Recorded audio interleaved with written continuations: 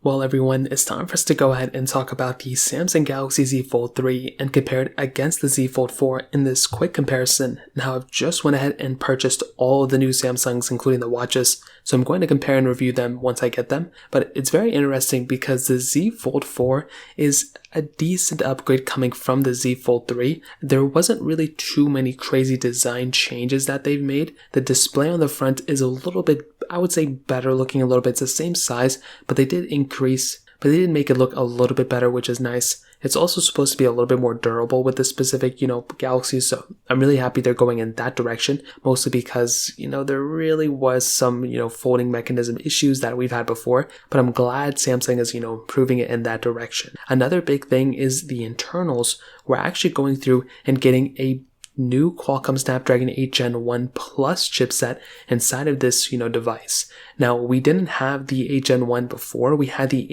888 in the last year's Z Fold 3. So that in and of itself is another pretty big difference, I would say. By getting that extra, bump in chipset, I will tell you from everything I've personally done, the 8 Gen 1 series is a really good upgrade, and I'm super happy that they actually ended up bringing that over to this specific device. Now, another big thing to keep in mind is that they actually kept the same battery size in both of these phones, which I think is kind of strange. I feel like they could have somehow found a way to increase the battery size once more. I feel like these phones have a lot, they have decent battery life, but you have to remember it has to power that front screen and the top screen sometimes. So I feel like with that big of a display, you do kind of need a little bit bigger of a battery, but I feel like one time, sometime they will go and improve in that direction as well. Now, the camera setup got a little bit of an improvement as well. So before we had a triple camera setup, now we're getting a 50 megapixel wide angle lens, a 10 megapixel telephoto lens, which is now down from the previous 12 megapixel lens, and a 12 megapixel ultra wide sensor. So I do think, again, you're getting things like 4K at 60,